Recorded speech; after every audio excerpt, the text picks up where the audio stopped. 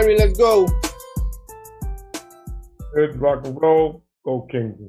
Good morning. Today is February the 10th, and it's Wednesday. This is the Urban Talk Radio 103.5 FM WNHH, where you will hear conversation, information, education, inspiration, and motivation from the American urban perspective. I am your host, Kingsley Ossei, and my co-host, Shafiq, who has got his hat on and he is ready to go. Joining us today will be our special guest. We'll be introducing them very soon. Today on Urban Talk Radio, you can join the conversation on Facebook at Bold Minds and Twitter at Bold Minds. You can also stream this show on your smartphone or computer by logging on to newhavenindependent.org. And you can also join me on my Facebook page at Kingsley Ossei. And to all our special guests, you may feel free to go to New Haven Independent Facebook page and forward the live from there. All right, Harry, if you are just joining us, go to the Facebook page, New Haven Independent Facebook page, and forward the show live to your page. Shafiq, what's going on, brother? Technical difficulties from the producer side of things. He just finally let us in. What's good? Ever since we got hacked, it got hacked. It's just never been the same since we got hacked. But that's all right. Oh yeah. We won't talk about that this morning. We won't eat up the time. But good morning. I'm trying to survive this thing, man. It's serious out here. I'm tired. Trying to stay up, man. It's a lot of work to do. 2021. Feel like 1985, man. What are you tired of being tired? Like, what kind of tired are you? What do you mean by you are tired? You are retired. How can you tired? Yeah, right. I put that title away a long time ago, man. I know, right? I'll sleep when I'm dead. Man. Sometimes the retirement lasts for like 2 weeks, and then you find yourself back in it again. Do all the time, bro. I keep Red Bull stocked in the refrigerator. Oh Lord, stop drinking those sugar, man. It's not good for you. Sugar, man. I get the ones that got lemon in it. Stop it, man. Drink hibiscus tea like I'm drinking. Hibiscus. I don't have time for no hibiscus tea, man. I need much caffeine.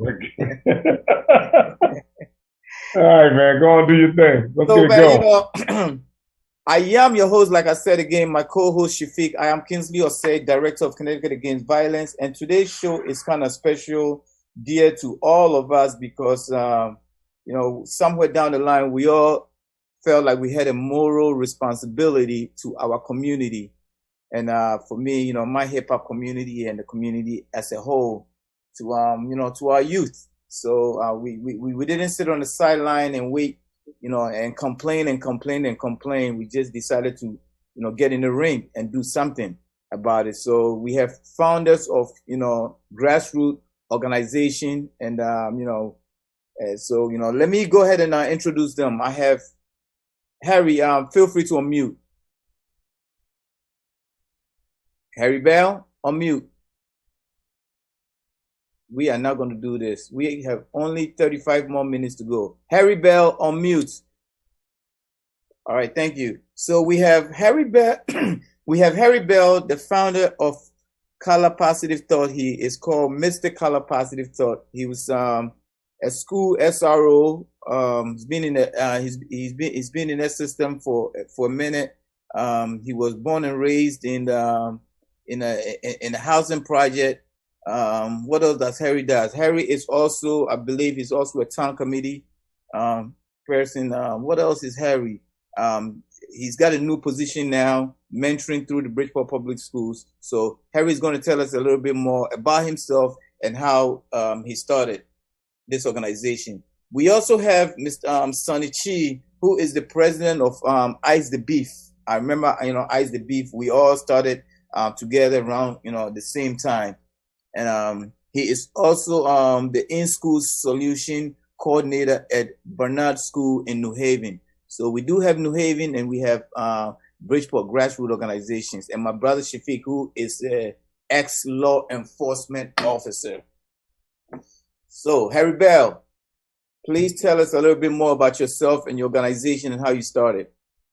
And stay on mute, please. Harry. His audio doesn't seem to be working. So Okay, Chaz, Sonny, please tell us about your organization and how you guys started and what you're doing now. Our organization is called Ice the Beef. It was started by our founder, Daryl Alec, in the city of New Haven. And when we first started, we were doing what's called bereavement. We were first entity in the city to be the first responders to shootings. We were able to go into the hospitals and work with the family. We were connected with funeral homes. If the person passed, we were able to help you get everything you needed for your burial, knowing that when you have a loved one that dies in the inner city, people don't have life insurance. People 40 years old don't have life insurance. So imagine being a 16-year-old and a 17-year-old, you're definitely not ready to have any funds to bury that individual. When I took over as president 8 years ago, this is actually our 10th year anniversary. When I took over as president, I'm a youth service guy, and I'm really about how do we be preemptive and work to stop the shootings from happening. So upon taking over, we went in the direction of youth services, created a bunch of programs, working with kids every single day. And along with that, bringing awareness to all the shootings and the plight of the inner city that goes with domestic violence, opioid addiction, and all the many causes that cause gun violence. So, to change the gun violence situation, we have to attack all the forms and all the things that are the causes. But at the end of the day, the real way to make the change is to work with the youth and get the youth to understand that their decision matters, their voice matters, and these things that happen in our community are decisions that someone is making. So we can change your decision-making process. We really are able to change the future by going through the youth. Harry, you have audio yet? no, he doesn't. Okay, Shafiq. Yes, sir. Talk to him, man. He's in your background. Oh, he can't hear. He can't. Who is that? We can all hear you. All right. So no, listen. I know Chaz, man. This dude does good work, man, and I know that gun violence work very well. That's some heavy lifting right there. So first of all, let me compliment you and say, good job. I think the last time that I might have had a chance to really see you in the same space physically that I remember was at Tyreek's funeral, and that was that was a tragedy, man. We still haven't even solved that homicide till the day, which is just it's just indicative to the environment that we still have in New Haven, where we can have young brothers like that gunned down, and we still won't even get people coming forward or the community expelling those individuals. Just keeping it real. Now we are 5 homicides, 6 homicides deep in New Haven. I believe 5 of them certainly in the African American community. The one Yale student killed over the weekend. And even though I measure it like, wow, we got 5 homicides, like, wow, we got 6 homicides this year. If you're looking in terms of a 12-month cycle, like just put it in 12 months, it's probably more like we got 23 homicides. So what you're saying is real, man. When people can't bury their family members, it brings a whole new level of frustration. Like I've worked with families for years, and you go to people's houses and you talk to them. Yeah, that's a great thing. When you go to the house and talk to them, and you really, if you know the family and you get time to spend with them, you see the embarrassment, almost like in the shame on their face. They can't even bury their family member, and then the anxiety that goes along with them scrambling because they don't necessarily everybody don't have a suit in their closet. Everybody don't have dress clothes or what we would consider to be clothes for the church. And then maybe, Chaz, you could speak to, I don't know if you've had these challenges. Somebody dies and then you're trying to find a church that will actually bury them, because some of the churches won't bury them if they're not members. So. Well, what I can say to that is, we have a sister organization called Bereavement Care, and they started with Ice the Beef. Kia Dawson, phenomenal organization. Anytime we reach out for help for a family, they jump right on it. It is very, very, very needed. I want to say something to the shootings that happened in New Haven on these 6 homicides. We have African Americans. We also had a Latino brother in the Hill. Now we have an Asian American veteran. This gun violence thing is not about any color. It's not about, your neighborhood. It's about people making decisions, and how can we start to change the mindset of individuals who are making these decisions. So I just wanted to make sure I highlighted that it's happening to everybody. And we have to come to a point where everybody is standing up. You can't wait till it goes by your house. You can't wait till it goes into your neighborhood. Now it's a problem. No, it's been a problem, and we have to come together and find solutions to this problem. We need to make it a health crisis. It's like we made racism a health crisis. This is a health crisis right now. We have to stand up and make a health crisis. Also, Biden and Harris. I'm happy Trump is gone, et cetera. I voted for Biden and Harris. But I do want to say, as I look at your points that you're doing, you have the climate, you have the economy, you have the pandemic, you have a lot of things up there that are very, very, very important. But you do not have gun violence. And this is happening. If you're coming into the presidency and you're not talking about how we stop these shootings in these communities and these mass shootings, we're not talking about that from the door, it's a problem. So I do want to, continually say that we have to go to the top brass and say, you got to add that to the agenda. You have to add gun violence, what's going on in these neighborhoods and these communities and these businesses and these schools, have to add that to the agenda. But there are organizations such as, you have the Mothers Against Gun Violence, or you have Connecticut Against Gun Violence. All these people are lobbyists of things that you're talking about. So I think this is when we need to utilize our resources and work as a coalition and know that we are grassroots. But then you have organizations such as Connecticut Against Gun Violence. Demand action. Right. They are the legislators and whatnot. They're the ones got the money. So, with concerns like this, we can always, you even have, our Connect, who got with us, who was on the show with us last week. These are all people that we need to be at that table with to let us know what our concerns are. So, because they're the ones going back and forth, to Washington. So if we are not, if we don't see that on that agenda, it's because, maybe they are not getting a response, or maybe they're not doing what they're supposed to do, because we are on the ground. We are not, lobbyists. We're not doing the legislative part of things. We are working we are in the trenches, working directly with the kids. Well, I can say, if I may, we're Ice the Beef, so we don't really say, what people are doing. What I think it should be. No, I'm not to be mistaken. I'm not throwing. I'm saying that I believe they are probably doing it and not getting response. That's what I'm saying. So either that or they're not. You know what I mean? This is common sense. As an individual, Mr. Biden, as an individual, Mrs. Harris, as individuals, this is common sense. This should be on the agenda automatically. Right. No one should have to say anything. You've been in America, you've been working in the Senate, you've been knew gun violence was already a problem. You've been knew mass shooters in schools and stuff was already a problem. You've been knew it's too easy to get guns and people can lose their gun and there's no problem with that. You've been knew guns get into the inner city all the time. This stuff is not new. This stuff been happening. So when you walk into the door, automatically it should be on your agenda. The problem is we wait until something happens and then we go, okay, what are they waiting for? Another school shooting? And then now we're going to put it up there? Why, people are dying every day in the streets? People are overdosing on opioids every day in the streets? Why are we waiting? This is common sense. It's common sense legislation also. So once you walk into that door, it should already be on your agenda. We shouldn't have to make noise to you to tell you that this should be added to something that you should already have it in there automatically. Well, me personally, I'm a realist, and I pay attention to the political climate. I watch the way they do things based on what they are prioritizing. And, right now the pandemic is the biggest thing, so I can't see them talking about gun violence while, they're going through the 100 days, agenda. Man. No, I'm not making this. I'm not making excuses. People, man, listen.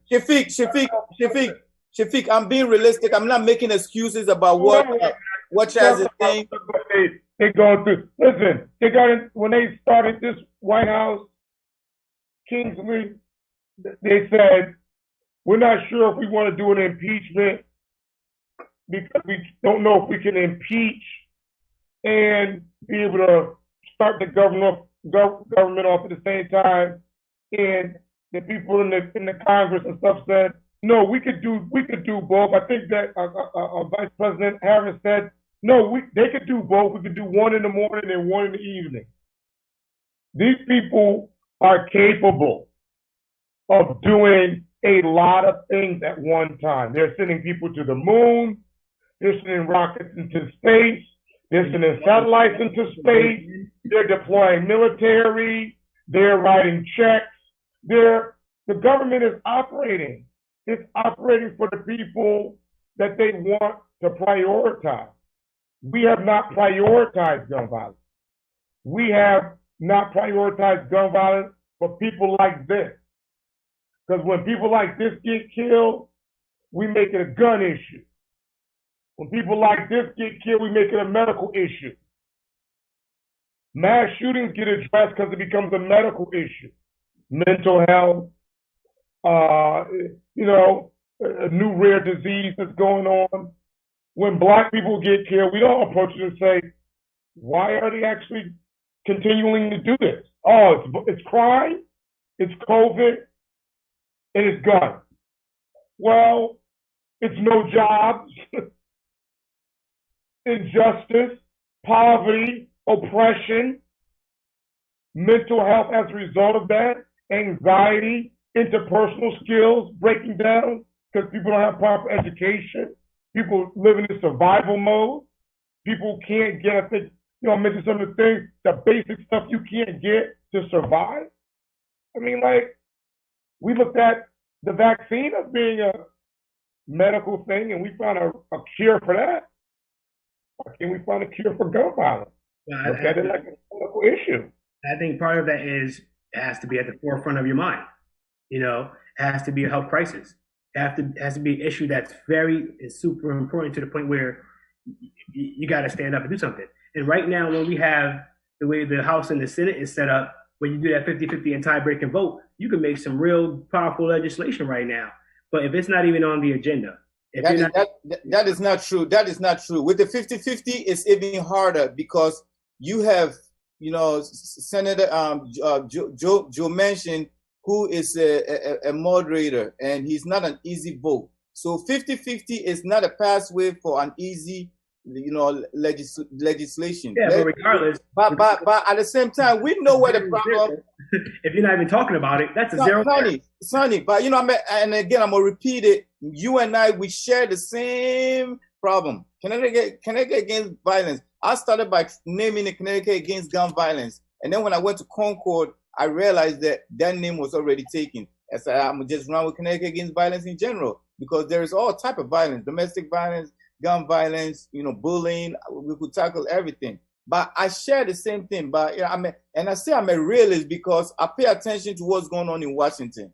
We can talk about all our issues and throw them in one sausage. They're not going to tackle it, or they're going to go through priority. And like you said, somebody's got to get shot before they start talking about it. And even that, Republicans have blocked every pathway to solving this issue. So we know where the problem lies. So, I'm not about going through circles and talking about what we need, and not, we know what we need. We know what we need. It's a matter of the solution. And Republicans are not bowing down, So here's what I'm saying. Listen, you can play or choose to put your stake in the federal government to manage gun violence, and Black people will continue to die.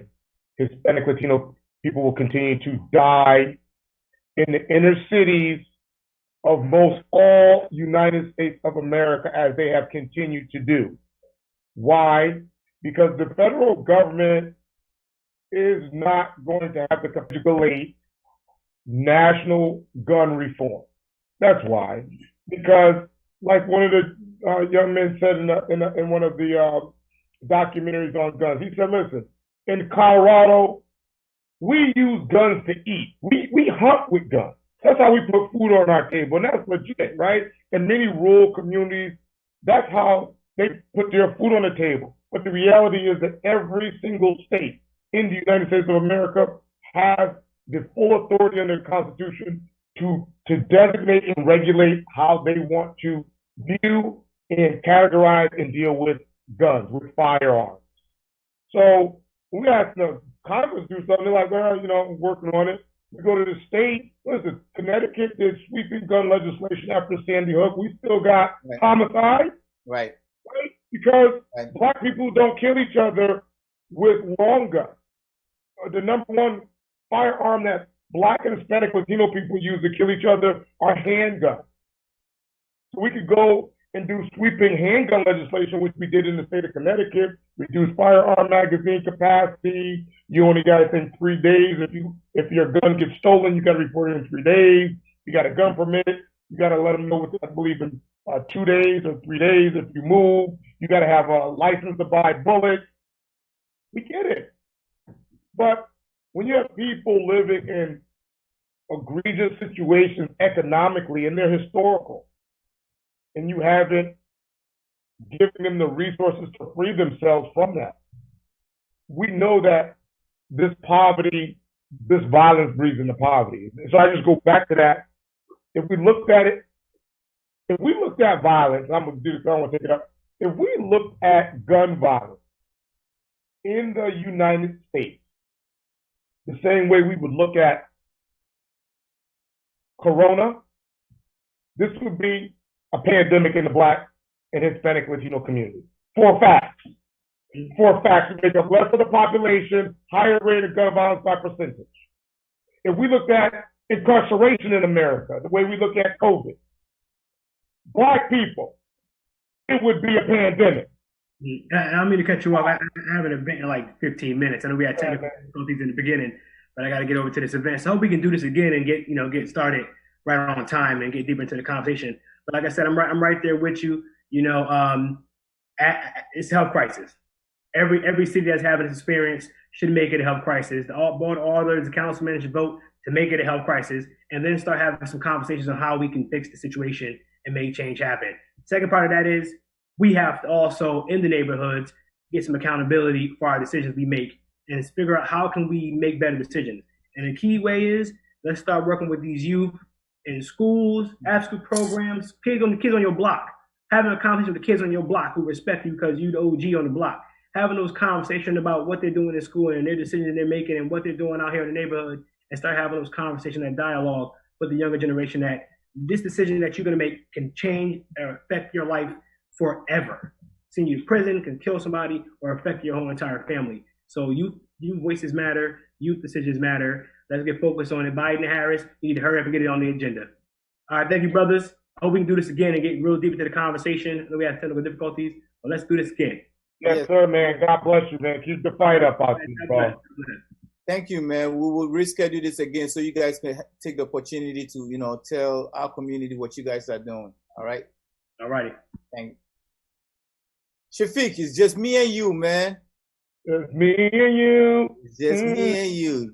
So, real talk, I feel for that brother, man. I did that gun violence thing for a long time, and I say it like that almost in a sad way to say, like, I'm out of gun violence. I'm not out of gun violence. I'm just approaching things from different levels of policy in other areas. And just, even looking at something that I always get kind of pegged with the police reform. And the reason I'm big on police reform and police engagement with our urban communities, because, when you have a community that already feels oppressed, and when you have a community that is economically depressed, and then if you have overbearing and, unstructured police methodologies or philosophies policing those people, that adds, it adds to the tension. It's like when you're grown up and you're a little kid and you got a brother or a sister and you're kind of like in a hot car. The car's already hot, so you're aggravated, and the air conditioner's not working, and your brother sticks his wet finger in you, and you're like, stop. You know what I'm saying? And now, like, your parents turn on and they just pop you. So now you're irritated because your parents disciplined you for something that it's the same kind of concept. When you've got this tension in the community where you're already frustrated about so many different things, so many different things that's going on in your community. You don't have a grocery store. You can't buy fresh vegetables. You got to go to the corner store. You can only buy like a honey bun or soda. That's your lifestyle, for whatever the reason is. Or maybe you went to the store to buy some eggs for breakfast for your mother, and the eggs at the corner store cost $3.50 or $4, and that was you're spending more money. People are just frustrated, man, and then we watching TV and we see things change in Washington, and we believe and we hope that our government will remember the little people. But it's actually local government's job to help manage the little people. President Biden and Harris, we hope that they will continue to keep their foot on the gas, but we also need our governors and our state reps and our senators and council people, alders and such, mayors, to come up with alternative ways to help people out of this situation. You're from Bridgeport. Every year Bridgeport, New Haven, and Hartford start off, and it's almost like it's a race. Who's going to have the first homicide? And then it starts happening, and well, Bridgeport's got more homicides than New Haven. Well, Hartford, we ain't got to see it's Hartford. It doesn't matter. It's like we already know where the homicides are likely to occur. That's the crazy thing about it, Kingsley. Like, we live in a state where we pretty much know the same city and neighborhood that will likely have the highest number of police of shootings, of homicides and shootings. I was, my friend, let me do the station ID real quick. This is the Urban Talk Radio 103.5 FM WNHH. I am your host, Kingsley Ossei, Director of Connecticut Against Violence, and my co-host, Shafiq Abdussabur. And if you are joining us today on Urban Talk Radio, you could join the conversation on Facebook at Bold Minds and Twitter at Bold Minds. You can also stream this show on your smartphone or computer by logging on to newhavenindependent.org. And I'm also streaming from my Facebook page at Kingsley Ossei. I was watching a documentary about Compton the last night or 2 nights ago, and they featured one featured the game, one featured Kendrick Lamar, and I really have to commend. I started this organization because I felt that we in the hip hop community, where we are putting out platinum albums with substance full of mollies and leans and gun toting and all that stuff. We should take some type of responsibility when we watch these kids mimicking everything they see in the music video. So to see people such as Game, who came from the Grady of Compton, the 20, 25 years ago of Compton, when, I have been in Compton. Matter of fact, I was on tour with Mac 10. I remember I was on tour with Mac 10.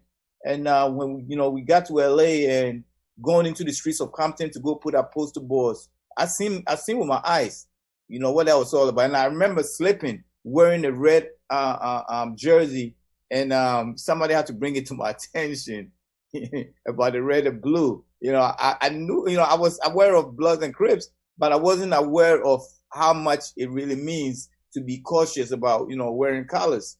And to see Game in that documentary taking over their community by cleaning it up. People are doing it. Rappers are doing that now. And Leonard is cleaning up. So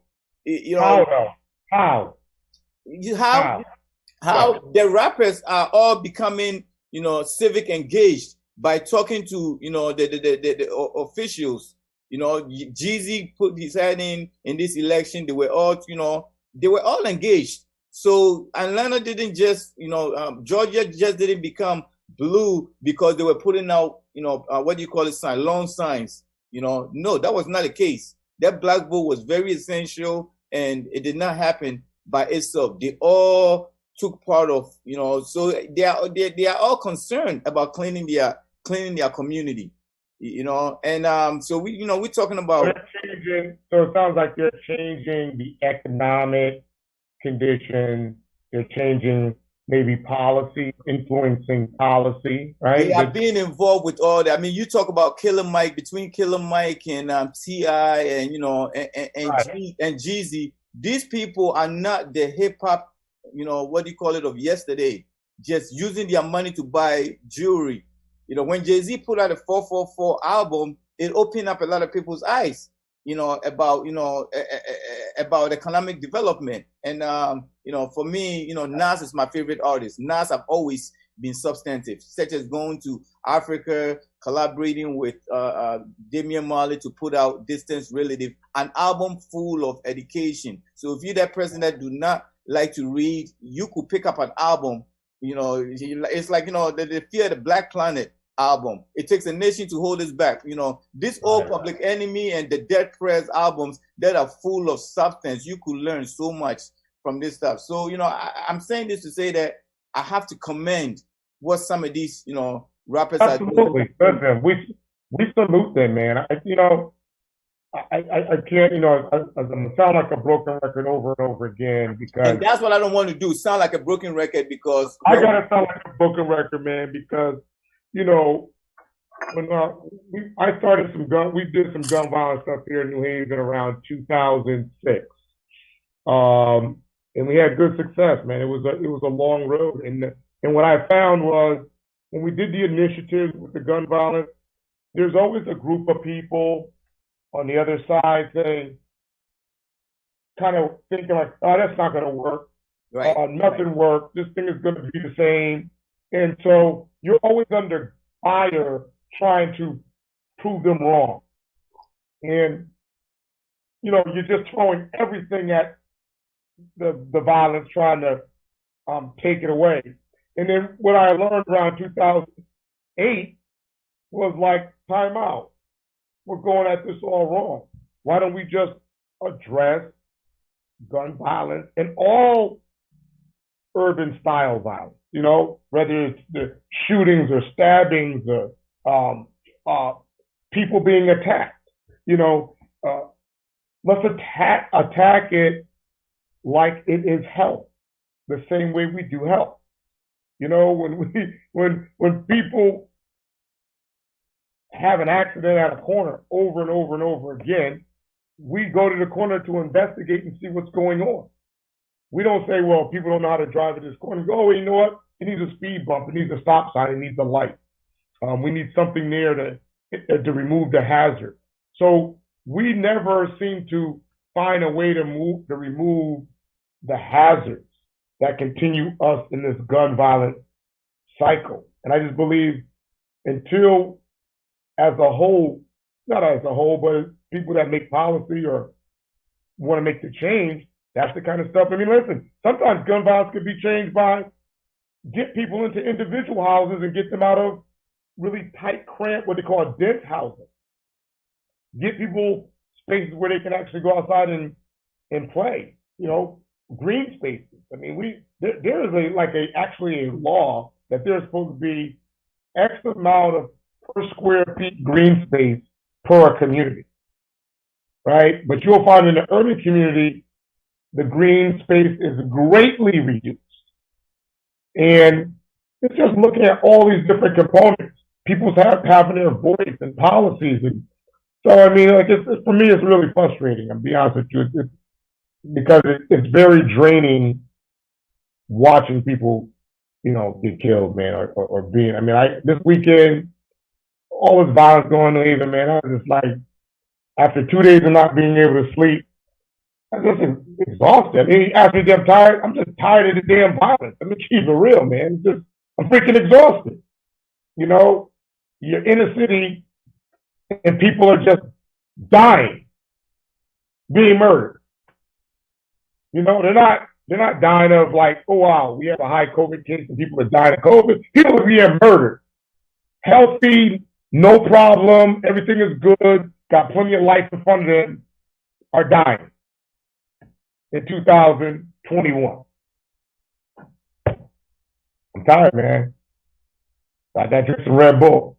Somebody did hit me up and ask me if we are doing our annual Connecticut Against Violence, our annual hip hop expression of Black history it would have been our 6th annual. Last year, we were honored to have Rakim do a book signing. Awesome. Yeah, that was pretty awesome. That was awesome. Yeah, the year before, we have our headliner was Sugar Hill Gang. They were celebrating the 35th anniversary of their album, of their single. And no, we're not doing it this year due to the. We're not doing it on the Zoom. We've thought about it. We thought about it. I had this conversation yesterday, and it was shut down. That Well. Yeah, they shut it. No, they shut it down. It cost a lot of money. Let me tell you, they shut it down. Shut it down. I mean, they didn't agree to it. But let me finish this. It's 3 more minutes. They didn't agree to it, but I kind of agreed not doing it virtually because that event, there's something special about that event. Yeah. It gave people to be able to be in that same room, be next to their artist without his bodyguards. The artists feeling very comfortable around everybody. There's so many times people have sat on those bleachers, paid a lot of money to see these artists on the stage perform. And, for us to be in that one small room where the artist is able to interact with the people, it was a life-changing for a lot of people. And, that event was about, or is about, they asked me what does Black History Month means to me. As I'm writing my own history on Black history, and hip hop expression of Black history is my history of Black history, where we are honoring, the people that contributed to the culture of hip hop music, which is a Black historic music in the state of, Connecticut, but also using this platform to address the issues of, gun violence, and while honoring these people, telling them that, hey, go out there and use your influence to take the next kid off the street. If you are a DJ, teach one kid how to DJ. If you are an MC, teach one kid how to, be a poet, how to write, how to be an MC. Because artists such as Game is watching their story in that documentary was chilling because these people were really, really, from the streets. And watching Kendrick Lamar, we always call them at-risk. Kendrick Lamar was not an at-risk. He was like on the edge. He was out there with his gun toters, but he was not a gun toter.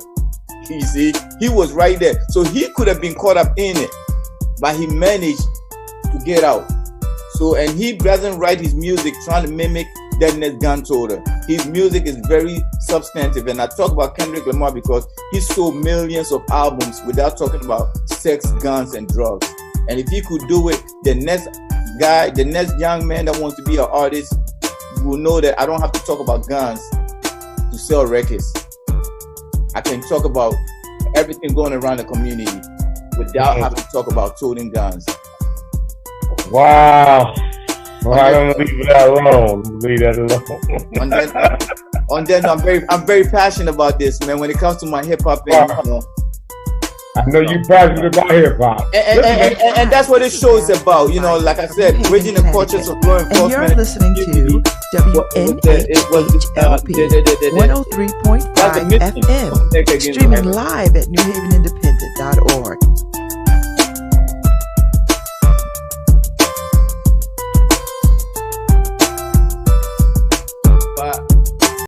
You gotta get the studio equipment together, man. You and Harry are brothers, man. Harry's my brother. Harry is my brother. For real. Come on, man.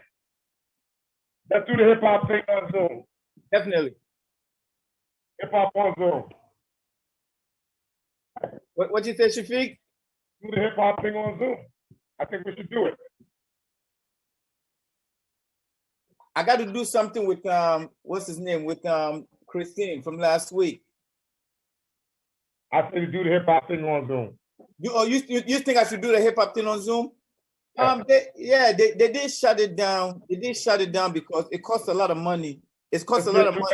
Come on, let's get you rappers and come. It costs a lot of money to do it. First of all, do it right on this show. No, listen to me. It costs money to get the artists to be involved, and artists right now, because they haven't even been on the stage to be able to get their money, This, they get paid to participate. All they doing is coming on a Zoom talking to the people for an hour. And they get paid for it. And I'm all good with it because that's we're talking about getting back into the community here. They're not hearing that. They're not hearing that. I want to say this before I get off, Kingsley. You got on red, white, and blue today was Make America Great Again.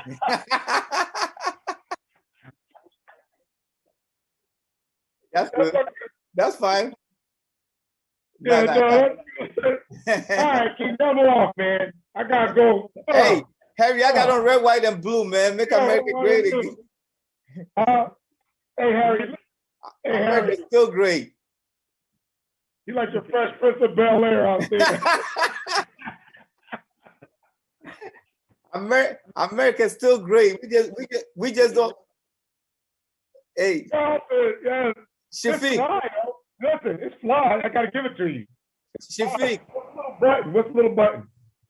What little button? That little button. You got a button. What button? Little button right here. Oh, that's the city of Bridgeport. Wow. That's the mayor's button. In the house.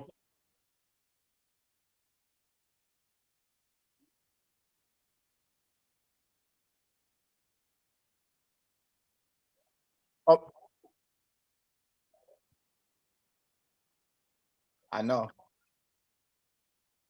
Wow. If they pass a resolution, they can. Y'all pass a tax cut with 50 votes. Tax cut. Y'all too. I know.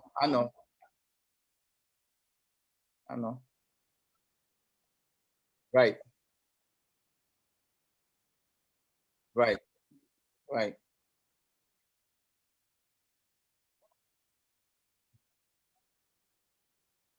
Yeah, whatever. We get rid of the filibuster, we get things done. We get filibuster, I bet you we will get things done because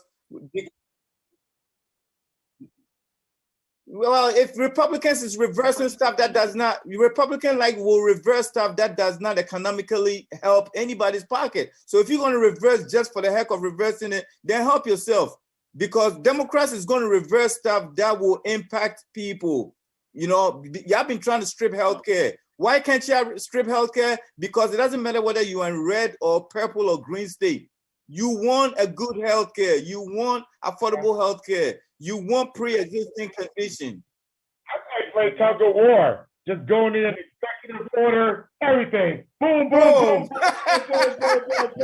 Then, if on the next run, on a Trump, people get in, the Trump-looking. Boom, boom, boom. You have to spend the first 300 That's what days. Trump did. Trump whole presidency was executive order. Trump whole presidency was all executive order. That's why Biden is going crazy reversing them. Huh? No, he broke a record reversing them. That's what he's doing. Hey. He is cleaning up. Yeah. Executive orders is reversing this stuff. And Biden just dropped, him and Kamala just dropped. Executive order. Right before the election, the next election, they do one more executive order. And the executive order is, all the executive orders we did can't be undone. I woke up. Okay. Yeah. You know why? You see, Harry, hold up for what you just said. You said Obama's executive orders, you had to go to court to read. Obama was a constitutional, he was a constitutional lawyer.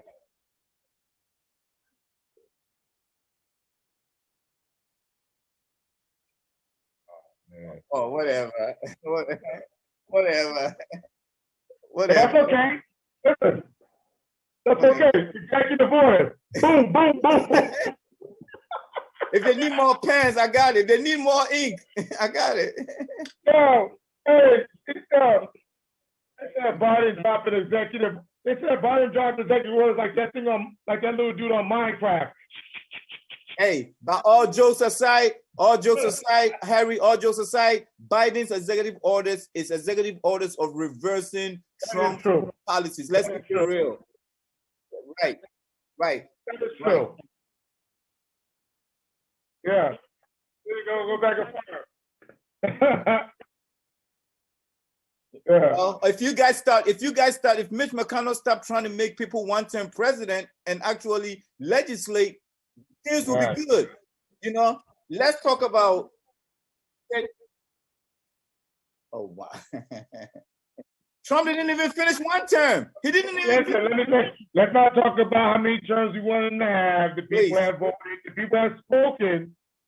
Actually, they spoke twice because the first time the people spoke, they voted, and then the second time they did an insurrection. So I'm trying to figure out, you know.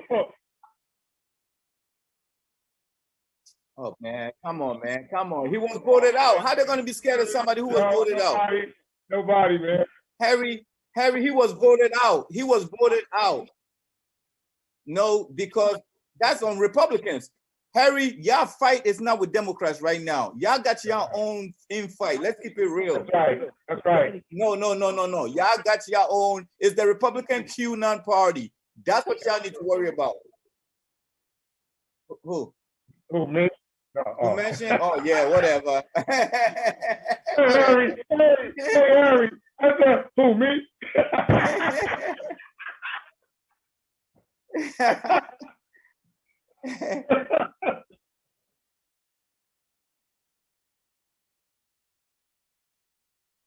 Wow. Oh, whatever. As long as he get money for his state, he'll be rubber stamped pretty soon. He'll be rubber stamped pretty soon. Yeah, because it's Confederate. It's Confederate. What else? No, because listen, he told people to vote twice. He did tell people to vote twice. Oh man! Hey Harry, did you watch the impeachment yesterday? The attorneys. I'm glad you didn't. Did you see the speeches by the Trump's attorneys? Oh yeah, I bet you didn't. I bet you didn't. I wouldn't either. Hey, I wouldn't either. No, not true. Not true because not true. No, not true. They've been showing him talking about nothing. Nothing. Talking about nothing. He's embarrassing the Constitution, Harry.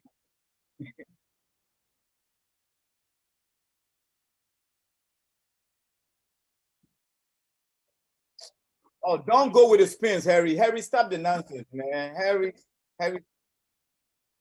Oh, whatever. Harry, whatever. Harry. No, he did not say that. You guys spin it into that because he can't even. He did not say that, Harry. Harry, that was a spin. Harry, that was a spin. That was a spin. He didn't say that. Okay. All right. We're not going to have this argument. Harry, we're not going to have this argument. Harry, we are not going to have this argument. The man is responsible for inciting. The man is responsible for inciting the insurrection, period. We're not going to have this argument.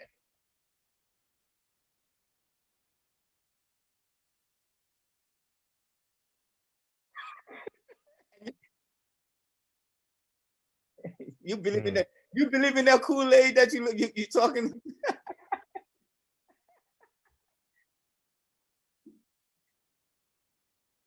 I never do homework. I would normally kind of agree with you a little bit, Harry, but I remember they had the lady that did the thing that was saying the angels from Africa, the angels from Africa, and the angels from South America, and they had her up on the podium. Dude, that was like a pep rally, bro. That was a pep rally. Harry, it's not a one day. Harry, it's not a one day blame. It's not based on that alone. He's been talking about this months before the election. It's like a premeditation, Harry. It's not a one word thing. So stop it, Harry. Can you guys argue? Can you guys argue about the substance?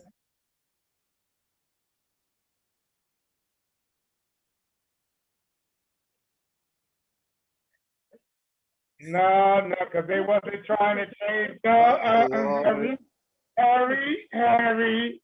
Nice try. Let's talk about that. I mean, like they were, Harry. They were They burned and loot cars. They did not go to the U.S. Capitol. They did not go to the federal. He was in the Capitol building with Newsies, man. Burning cars is not a coup. Burning cars and looting is not a coup, Harry. There's two different things. It's not a political coup. That was a coup. That was a coup attempt. That trying to overthrow a government is a coup. That was a coup attempt. For what? What was it? When they burned the cars? No, he's talking about insurrection.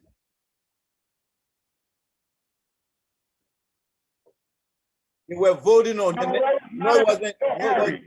Harry, stop it. That was not a coup d'etat. Lion King came out with the second movie. That was a coup d'etat. You got it confused. Shafiq, somebody said nice hat. Oh, I love this hat, man. I'm trying to find a brother in New Haven that makes them. Huh? Oh, so, you know, I got the campaign going now, man. So the social media people that's running all of the campaign stuff. So they already screenshot everything. They're going to be unloading it little by little. No. So what it is? So here's what it is. They didn't want, because I appear on social media on different platforms. They just want to streamline it. So they don't have to have like Bold Mind Facebook, and then I got a personal Facebook, and then I've got the campaign Facebook. No, you know that's not gonna happen. You know, I think that's impossible. Yeah, they're kind of impossible. Like, no, they trying to take away some other stuff from me, but I'll be all right. Hey, Harry, I advise you really watch the impeachment and just listen and don't be stuck with your little one line.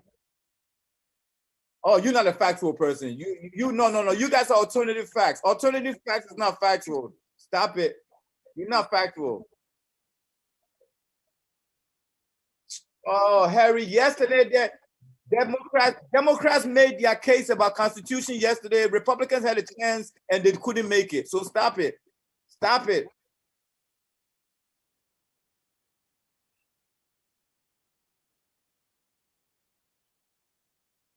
Oh man, go back and watch the Republican presentation yesterday. And okay, well after Democrats made the case, Senator Cassidy reversed his vote. What do you mean by it doesn't matter? He was convinced. He wasn't convinced by the Republican attorney, obviously. No, it does matter because somebody reversed their vote. Exactly. He was able to convince one person because the Trump attorneys did not make their case. Period.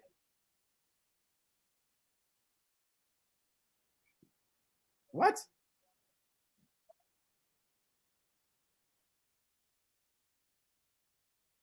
Your thoughts is stuck.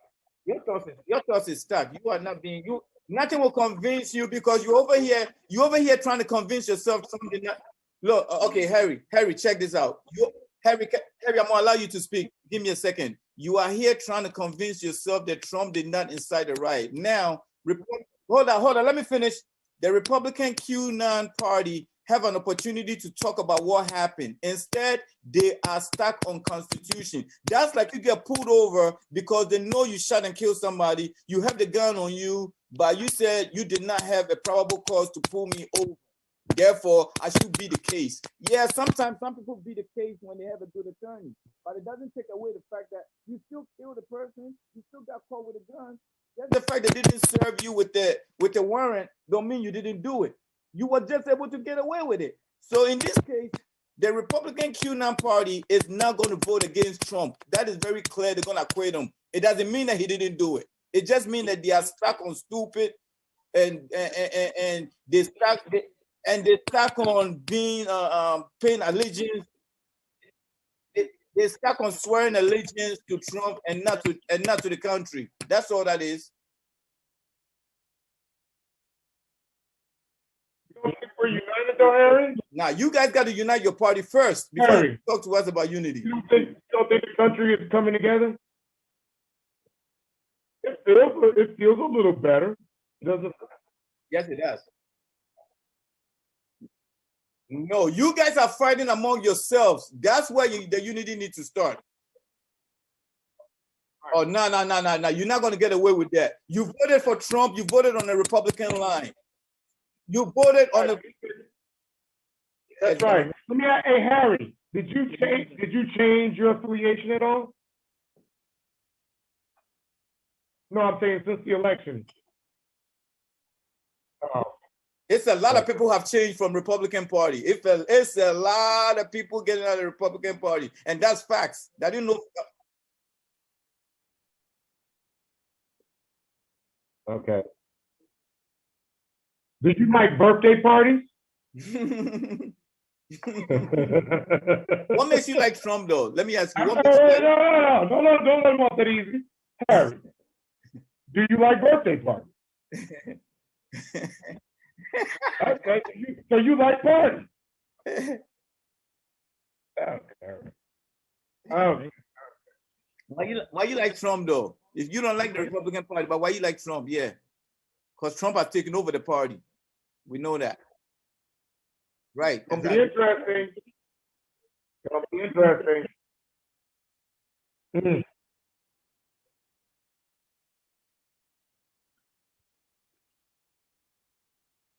Wow. Wow. And what are the Trump party policies anyway? Because Republican Party was conservative, what do you call it? Conservatism, fiscal conservatism. Everything they represent is not represented by Trump. So that's why the party is all messed up now. So tell me, what is the Trump policy? What is the Trump policy? No, so what is his policies? What is Trump policy? Don't you think it would be a danger to American democracy if we had a party named after a person? I know, right? Wouldn't that be dangerous? I mean, like, isn't the whole concept allegiance to one person? Didn't some people? There's some people jump in a boat. There's some people get in a boat.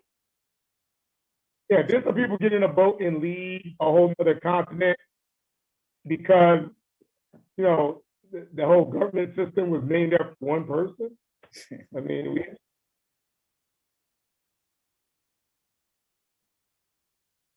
what is the Trump policy? I'm waiting for it. What is the Trump policy? What is his policy? If it's healthcare, what is it? If it's what is it? What is the Trump policy? Kingsley.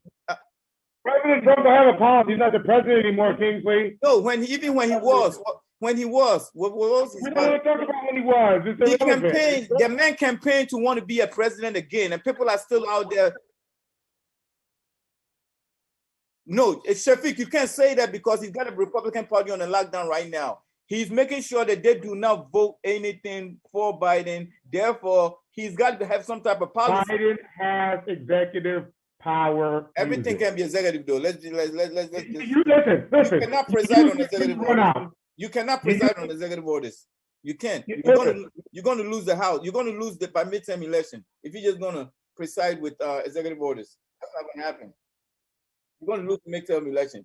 Democrats lost midterm election for passing affordable health care.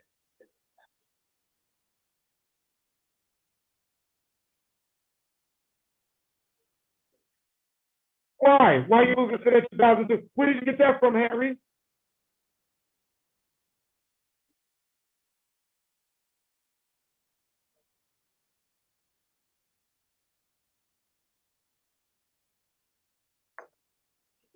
No. You know, I hear what you're saying, Harry, but I'm not going to weather storm the election. You know, everybody got super confident that they were going to automatically win these states and automatically win these states. Right. And then the sentiment of their you know, when we make these assumptions about the electors, the people who vote, the voters, it's almost like we play them like they're stupid, like they're automatically going to fall in line under these.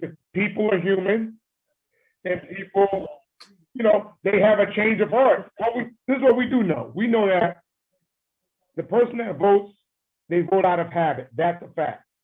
What we can't,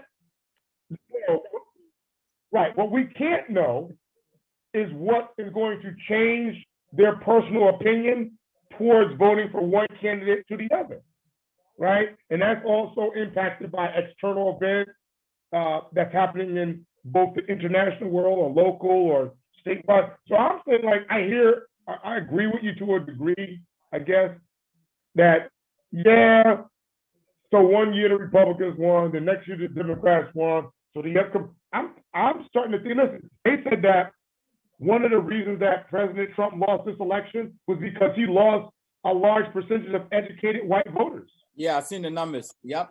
That's a fact. Listen, I'm willing to bet. Oh, man, stop the QAnon nonsense, man. Stop the QAnon nonsense, man. Kingsley, remember Spike Lee movie? Oh. Hey, Shafiq, this is why the Republican Party is divided. The whole the Republican QAnon Party. This is exactly why. This is exactly. Oh my God! This is exactly why. Oh man! Oh my God! Oh man! Hey! I have an answer to that. Hey, I have an answer to that. If Trump's postmaster was now going ahead taking away boxes and everything, machines, if he wasn't taking away machines, maybe we wouldn't have a problem with mailing, right? That's nonsense, right? Or you gonna move the goalpost on me? The postmaster wasn't. and millions upon millions of votes. This guy right here. Being lost by. Let's just be real about it, man. This guy right here. Yeah.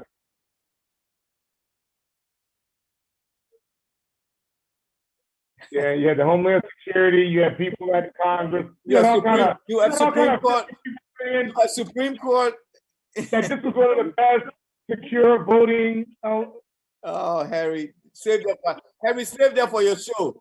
Harry, save that for your conspiracy network show, not for this one. Hey, you know what Trump? You know what Trump?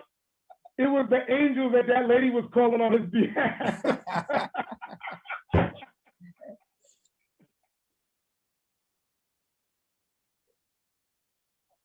Oh, you went there.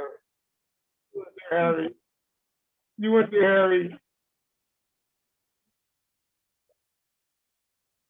Oh, really? Listen, hey.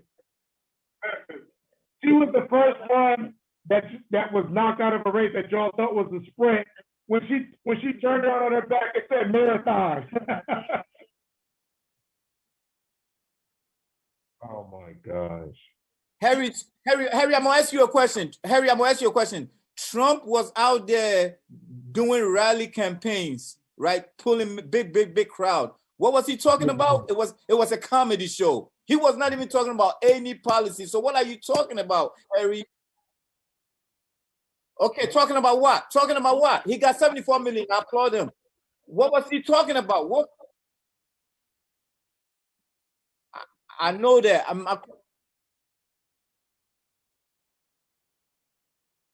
I know that. I said, what was he talking about? Harry. 74 million. I applaud him. But what was he talking about? What was his policies? Yeah. I seen most of his rallies. What was he talking about? His policies was a comedy show, bro. Yeah.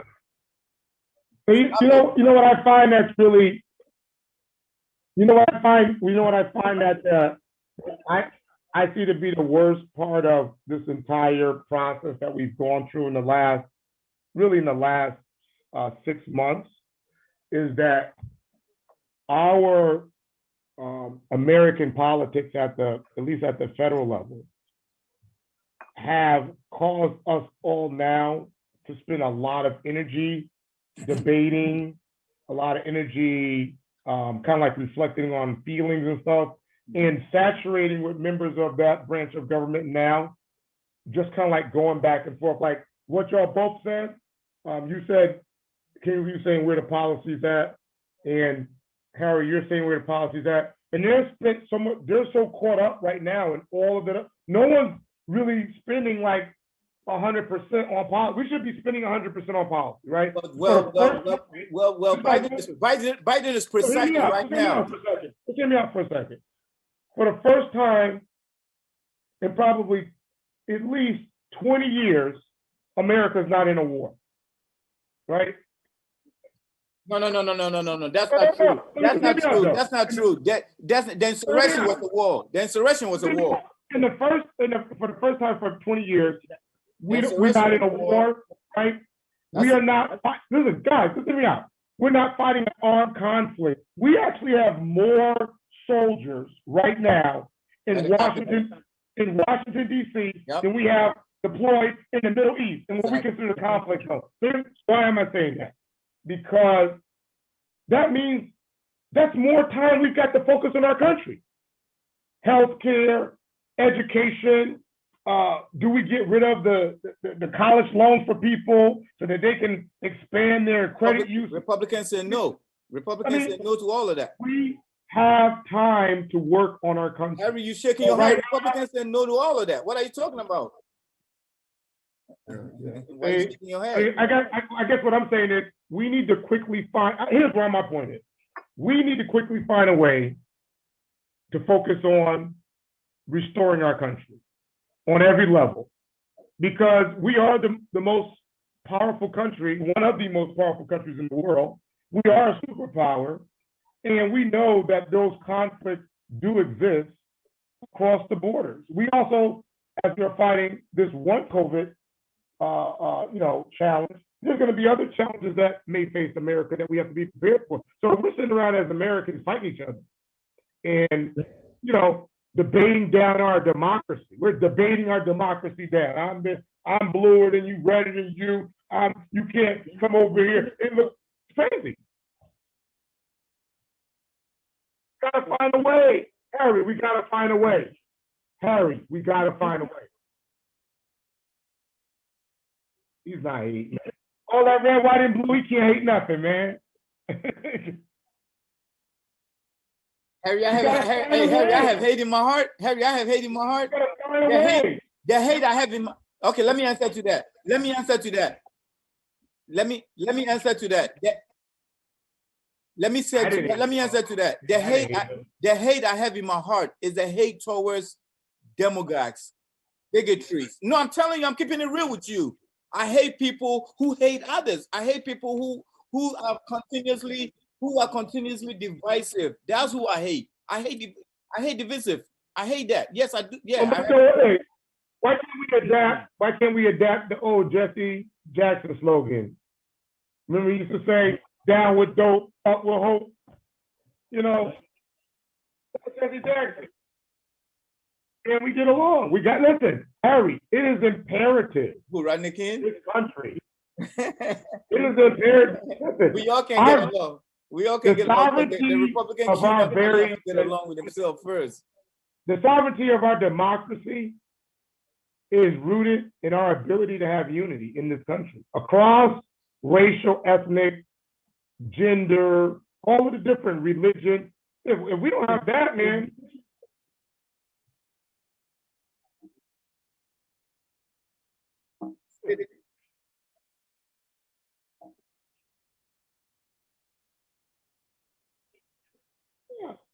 I don't think you have to, you know what? I don't even think you have to even love everybody. I think it's just respect. Harry, I just push back the conspiracies. That's all. I can't. Look. Y'all got a QAnon party thing going on. Y'all got your own internal fight, and I'm not about to take up on y'all fight. I'm just telling you, y'all got you said, Kingsley, you said no conspiracy theory conversation. Exactly. No. So when you start talking about that QAnon thing, that's a retold conspiracy, man. Yeah. The insurrection is a domestic terrorism. Harry, it's a domestic terrorism. Harry, Harry, last week you said something about you did not see U.S. flags beating up cops, and somebody told you that they don't know what you. No, somebody told you they don't know what you've been watching. Somebody told you that. Oh my God, That's true. that person who was using that U.S. Okay, Harry. Okay, let me say this, Harry. That conversation started when you pointed behind you. Harry, let me say this. Harry, you pointed behind. You pointed a flag. Harry, can I speak? Harry, can I speak? Harry, let me speak. Harry, no, Harry, let me speak. No, Harry, let me speak. No, Harry, I'm gonna tell you what you want to know. Okay, allow me to answer. Harry, you pointed behind you a flag and the liberty, right? And the liberty. And when you pointed to that, I said, Harry, don't even take it there because these people out there calling themselves patriots was beating up the cops with the U.S. flags. So don't even take it there. That's exactly what I said. So now let's talk about who's the real patriots here. I don't hate the flag. I hate the fact that somebody that's calling themselves a patriot was beating up police with a flag. That's hypocrisy. That's cowards. That is coward, bro. That is coward, bro. I'm behind the car. That's coward, bro. That is a coward. That's hypocrisy. That's a coward. So don't preach to me about flags and liberty when you're beating up the police with it. You got Kingsley high. Straight up. And Kingsley's like a semi-cop guy, but you got him on. Don't preach. No, I don't play that. Like you can preach like it's like the white evangelist. Don't come talking to me about anything about Jesus Christ and none of that because you support everything that's evil. Everything that was going on in the Capitol is what they supported. So don't come preaching to me about religion, about anything. So you pointing to liberty and flags. When you did not condone Right, these people beating up the police with the flags. Don't talk to me about the flag. Yeah, but you know what though? On the other side of this, here's the reality on the other side. And this is why this is such a bad situation because I'm just saying, there were a lot of people in that Capitol. They were all breaking the law. That is a fact. We don't even know if all of them vote. In a federal building. We don't even know if they were registered Democrats, Republicans. A lot of them wasn't registered. They already exposed them. Some of those QAnon people wasn't even registered. Let me just finish. They didn't even vote. They out there trying to reverse the vote when they didn't even vote. There were thousands of people in the cap. Okay, thousands, at least 1,000 to 2,000, right? We don't even know if all of those people, right?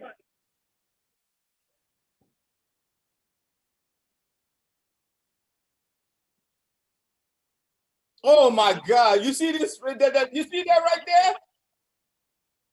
Shafiq, he said 24. So Harry, there was definitely more than 24. There was 24. What TV network were you watching, Harry? What TV network were you watching? It was over 100 people in there. I don't know what TV network. 100 people in the Capitol. It was over that. I don't know what TV network you was watching. It was on the property, at least. On the property, trespassing. And they didn't just walk through the door. They broke through windows. They broke through windows. Right. But I guess what I'm saying here, listen, all I'm saying is this. However, in the building, out of the building, around the building, they committed a crime, right? Let's just say they all committed trespass. Right? No, that wasn't a protest, bro. That was not a protest. Okay, that was not a protest. Easy. They're all of the people at the protest. What I'm saying is this. We don't even know if those people were all registered voters, if they were registered Republicans or Democrats. What we know is, and I'm just going to side on this, that they made individual decisions to do what they were doing. That's a fact. And certainly they were inspired and I guess you would say encouraged by the people that were in charge. There's some government officials, you got people like Rudy Giuliani up there saying trial by combat. Like by combat. Yep. What is this, Vikings? The episode 25 of Vikings? Trial by combat. Like, like even aside from from being a Republican or a Democrat, just him having been a former mayor of one of the largest cities in the United States of America, that was just like totally irresponsible, man. That's like and the motto was stop the steal. The motto was stop the steal. And they went to it said go into the Capitol and stop the steal. And they did exactly that. Go into the Capitol and stop the steal. And they followed those instructions and did exactly that. I ain't talking about this stuff with y'all no more on this show. Y'all gonna have to find something better on the 10th. Do I agree that what? No, it wasn't. There's no section as most people. Those people did not go. Those people did not go there. Those people did not go there for a peaceful. Those people did not go there for a peaceful protest. They didn't go there for a peaceful protest. They did not go there. They did not go there for a peaceful protest because they went on Facebook and said, yeah, this is, look, Harry, they went on Facebook and said, this is what we came here to do, and we accomplished it. We are the Capitol. We are inside the Capitol.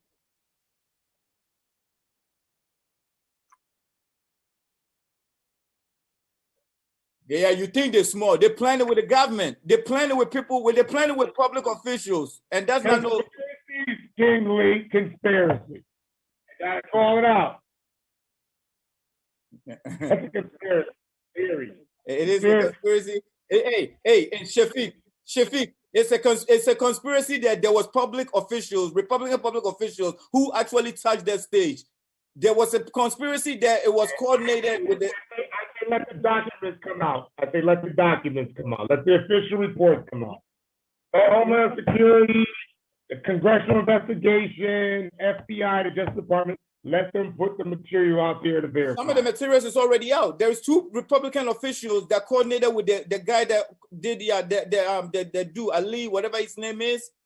They already got real documents. It was coordinated. The actual rally. You know what? The Congress will deal with that person.